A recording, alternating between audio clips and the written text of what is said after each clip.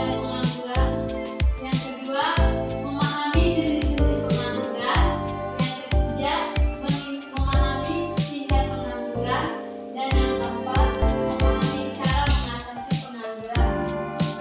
Nah, sekarang kita masuk pada yang pertama, pengertian dan penyebab pengangguran. Mungkin di sini ada yang tahu apa itu pengangguran? Ya, kalau itu.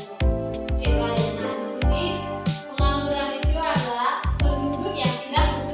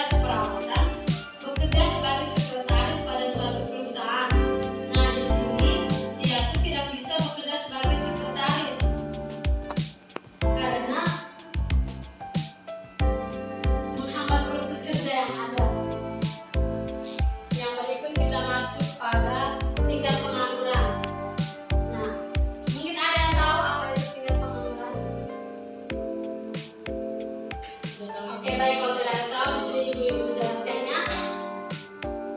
Tingkat pengangguran ialah perbandingan antara jumlah penganggur dan jumlah angkatan kerja dalam kurun waktu tertentu yang dinyatakan dalam bentuk presentasi. Nah, di sini ibu akan menjelaskan sedikit. Apabila peningkatan jumlah angkatan kerja di suatu negara tidak diimbangi dengan peningkatan daya serap lapangan kerja, tingkat pengangguran di negara tersebut akan tergolong tinggi. Nah, begitupun sebaliknya. Apabila peningkatan jumlah angkatan kerja diimbangi dengan peningkatan daya serap lapangan kerja, tingkat pengangguran di negara tersebut tergolong rendah. Berikut kita masuk cara mengatasi pengangguran. Nah, di sini pengangguran tidak hanya jadi masalah bagi orang yang bersangkutan, tapi juga bagi negara dan pemerintah. Nah, untuk itu penting bagi pemerintah agar membuat kebijakan yang bisa mengurangi angka pengangguran. Nah, di sini ada kebijakannya. Yang pertama, perluasan kesempatan kerja melalui perluasan produksi. Yang kedua, mengurangi urbanisasi guna mencegah pengangguran di kota besar. Yang ketiga, penggunaan teknologi yang tepat. Yang keempat, memperbaiki mutu pendidikan. Yang kelima, pengendalian laju pertumbuhan penduduk. Dan yang keenam, penyediaan informasi tentang kebutuhan tenaga kerja. Oke, baik adik-adik, sekian saja materi pertemuan kita yang pertama pada hari ini. Mungkin di sini ada adik-adik yang anak-anak yang ingin mau bertanya. Oke, baik, silakan.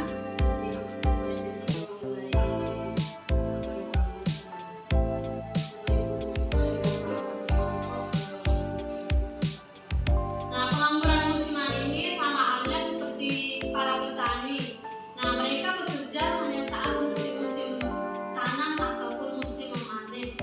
Nah, di sini mereka pasti ya, mereka tuh menunggu ada musim-musim tertentu untuk bisa bekerja.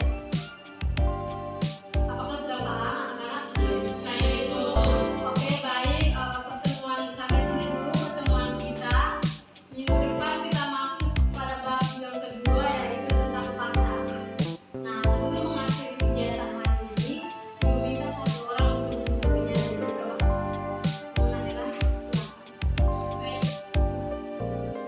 Mari kita siapkan diri kita untuk berdoa dalam nama Bapa, Putra dan Roh Kudus. Amin. Salam Maria, salam Maria, penuh rahmat, Tuhan sertamu.